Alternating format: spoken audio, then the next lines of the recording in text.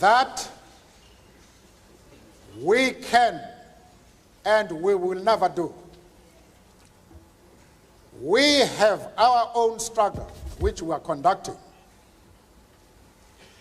We are grateful to the world for supporting our struggle.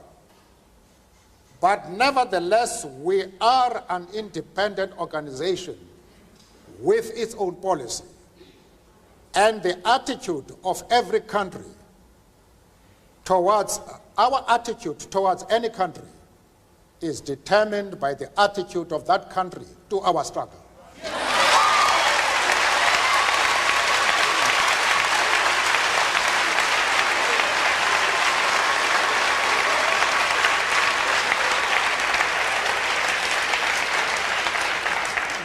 Yasser Arafat, Colonel Gaddafi, Fidel Castro support our struggle to the hilt.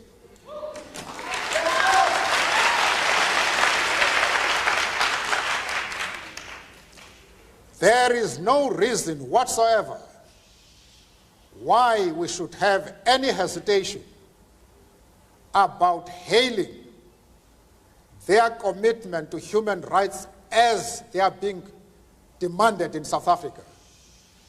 Our attitude is based solely on the fact that they fully support the anti-apartheid struggle.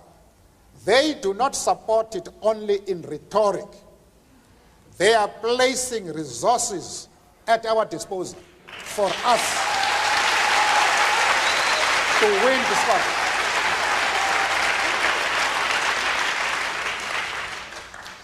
That is the position.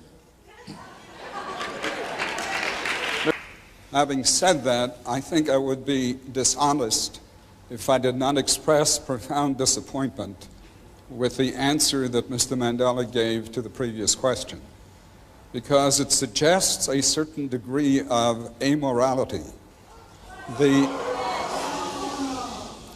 It suggests that what these people do in their own countries, what a Gaddafi does in Libya, what a Castro does in Cuba, is totally irrelevant, even in terms of the issue of human rights, as long as they support the cause of the ANC.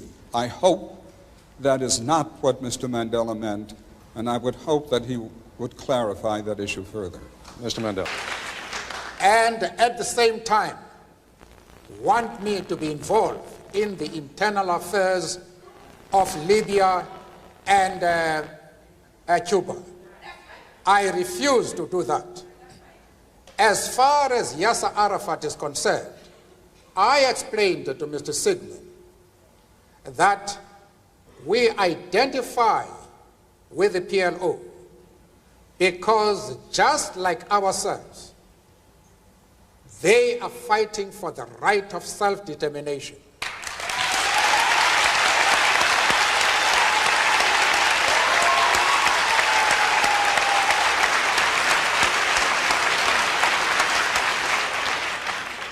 I went further, however, to say that the support for Yasser Arafat in his struggle does not mean that the ANC has ever doubted the right of Israel to exist as a state legally.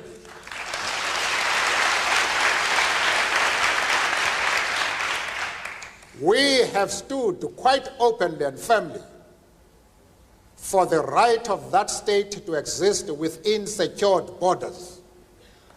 But, of course, as I said to Mr. Sigmund in Geneva and others, that we carefully define what we mean by secure borders.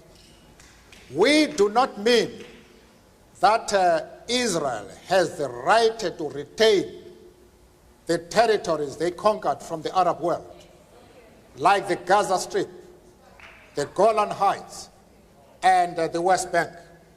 We don't agree with that. Those territories should be returned to the Arab people.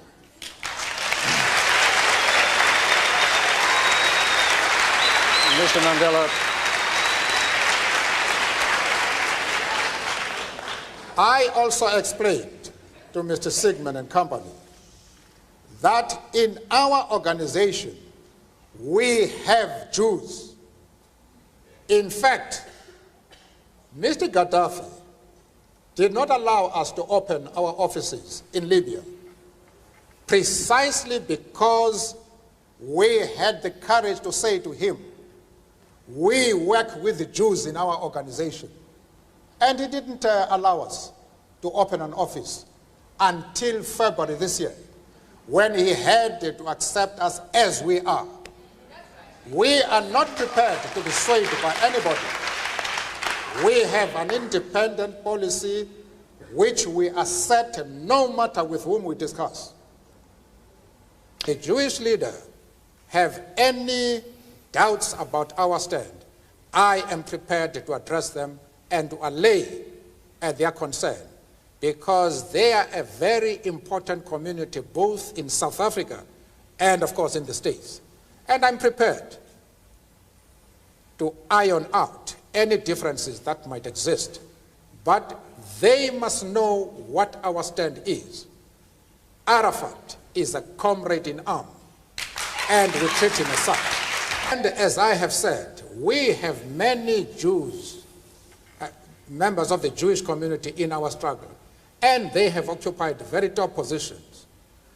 But that does not mean to say that the enemies of Israel are our enemies. We refuse to take that position. You can call it being political or a moral question, but for anybody who changes his principles depending on whom he is dealing, that is not a man who can lead a nation.